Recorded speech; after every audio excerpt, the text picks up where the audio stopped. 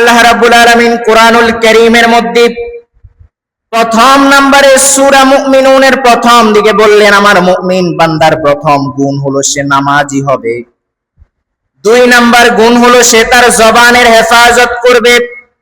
3 number গুণ হলো তার উপরে যখন যাকাত ফরজ হবে সে যাকাত ভিত্তিক অর্থ ব্যবস্থা সমাজের মধ্যে বাস্তবায়ন করবে। আল্লাহ তাআলা এরপরে বললেন, যারা আমার প্রিয় বান্দা হতে চাইবে, যারা আমার মাহবুব বান্দা হতে চাইবে, যারা আমার জান্নাতি বান্দা হতে চাইবে, তাদের 4th নাম্বার বৈশিষ্ট্য হবে ওয়াল্লাযীনা হুম লিফুরুজিহিম হাফিজুন।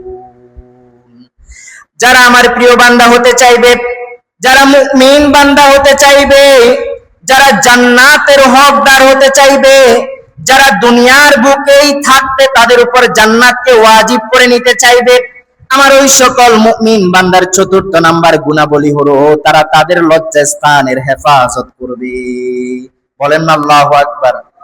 আল্লাহ তাআলা কত চমৎকার আমাদেরকে গাইডলাইন দিচ্ছেন। প্রথম থেকে বলতে শুরু করেছেন আল্লাহ তাআলা, নামাজি হও, জবানের হেফাজতকারী হও, যাকাত দাতা হও, এরপরে তুমি তোমার লজ্জাস্থানকে হেফাজত করো। মুমিন কেউ যদি জান্নাতি বান্দা হতে চায় তাহলে সে তার কামনা বাসনা কি, তাহলে সে তার যেই লিপ্সা রয়েছে, তার মধ্যে যেই আগ্রহ রয়েছে, সে ওই আগ্রহকে কেবলমাত্র আল্লাহ রাব্বুল আলামিনের সন্তুষ্টির জন্য আল্লাহ তাআলা দরবারে সমাপন করবে। আর যারা মুমিন নয়, যারা আল্লাহ তাআলার প্রিয় বান্দা নয়, তারা তাদের লজ্জাস্থানের হেফাজত করতে পারবে না। আল্লাহ রাব্বুল আলামিন আমাদেরকে বললেন, ও দুনিয়ার গোলামরা, তোমরা শোনো, ইয়াগুদ্দু মিন আবসারিহিম ওয়া ইয়াহফাযু ফুরুজাহুম। ও আমার দুনিয়ার বান্দারা, ও আমার দুনিয়ার বান্দিরা, ও নরনারীরা, তোমরা ভালো করে শোনো, তোমরা তোমাদের চক্ষুকে হেফাজত করো। তোমরা তোমাদের চক্ষুকে সমাজের মধ্যে, তোমরা তোমাদের চক্ষুগুলোকে উপরে উঠিয়ে তোমরা চলাফেরা করিও না। তোমরা তোমাদের দৃষ্টিকে সংযত রাখো এবং তোমরা তোমাদের লজ্জাস্থানকে হেফাজত করো। আপনারা শুনলে আশ্চর্য হবেন, আল্লাহর নবী সাল্লাল্লাহু আলাইহি ওয়াসাল্লাম বলতে লাগলেন, সমাজের মধ্যে সবচাইতে বেশি পাপ হয় 3 কাজ দ্বারা। কয় কাজ? 3 কাজ দ্বারা সমাজের মধ্যে সবচাইতে বেশি পাপ হয়।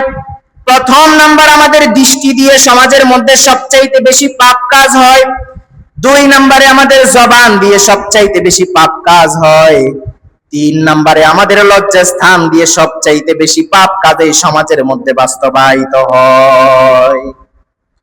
আল্লাহ তাআলা এই জন্যই বলতেছেন, তোমরা যদি আমার মুমিন বান্দা হতে চাও, দুনিয়াতে থাকতেই জান্নাত যদি তোমাদের জন্য ওয়াজিব করে নিতে চাও, তবে তোমরা তোমাদের লজ্জাস্থানের হেফাজত করবে। আল্লাহ তাআলা আবার অন্য জায়গায় বললেন, ও দুনিয়ার নরনারীরা, ও পুরুষরা, ও নারীরা, তোমরা তোমাদের জবানকে হেফাজত করো, তোমরা তোমাদের দৃষ্টিকে অবনত রাখো। দেখেছ, সুন্দর লেগেছে, তাকিয়ে থাকবে এমন নয়, বরং তোমরা আল্লাহ তাআলা যে বিধান দিয়েছে সেই বিধানকে ভালোভাবে পালন করো এবং তোমরা তোমাদের লজ্জাস্থানকে হেফাজত করো। বিশ্বনবী মুহাম্মদুর রাসূলুল্লাহ সাল্লাল্লাহু আলাইহি ওয়াসাল্লাম বললেন, আমার উম্মত যদি তার জবান এবং লজ্জাস্থানের জিম্মাদারিত্ব আমি নবী সাল্লাল্লাহু আলাইহি ওয়াসাল্লামকে দিতে পারে, তবে আমি আমার ওই উম্মতকে ওয়াদা দিচ্ছি, আমি আমার ওই উম্মতকে কথা দিচ্ছি, কাল কিয়ামতের কঠিন ময়দানে যখন তার হিসাব নিকাশ বাস্তবায়ন হয়ে যাবে, হাসরের পরে আমি এবং আমার ওই উম্মত জান্নাতের মধ্যে একসাথে থাকবো। বলেন না সুবহানাল্লাহ, সুবহানাল্লাহ।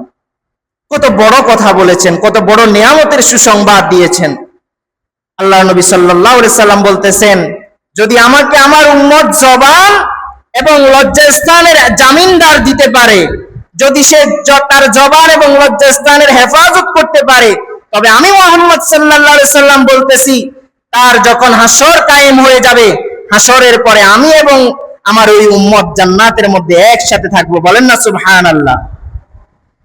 এরপরে আল্লাহর নবী সাল্লাল্লাহু আলাইহি ওয়াসাল্লাম বললেন, আমার কোন উম্মত যখন সমাজের মধ্যে অন্যায় পাপাচারের মধ্যে লিপ্ত হয়ে যায়, চোখের দৃষ্টির পাপাচার করে থাকে, দৃষ্টি দিয়ে জেনা করে থাকে, তার লজ্জা স্থান দিয়ে যদি সে জেনা করে ফেলে, এই ধরনের অশ্লীলতাগুলো যখন সমাজের মধ্যে বাস্তবায়ন হয়ে যায়, সমাজের মধ্যে যখন মানুষ নানান ধরনের অন্যায়, অনাচার, ক্রোধাচার, পাপাচারের মধ্যে যখন তারা নিজেরা নিজেদেরকে লিপ্ত করে ফেলে, আল্লাহর নবী সাল্লাল্লাহু আলাইহি ওয়াসাল্লাম বললেন, আল্লাহ তাআলা তখন ওই জাতিকে মহামারী দিয়ে ধ্বংস করে দেন। বলেন না নাউজুবিল্লাহ। এই যে কিছুদিন পূর্বে করোনা গেল, আমরা তো অনেকেই হাসি ঠাট্টার ছলে বলি, এটা কিসের করোনা? আমরা বলি না? বলি। এই যে আল্লাহ তাআলা আমাদেরকে এই করোনা দিলেন, মহামারী দিলেন, এই মহামারী দেওয়ার অন্যতম কারণ হলো আমরা পাপাচার বেড়ে গিয়েছে এই মানব সমাজের মধ্যে, অন্যায় বেড়ে গিয়েছে। আল্লাহ তাআলা তা বরদাস্ত করেন না।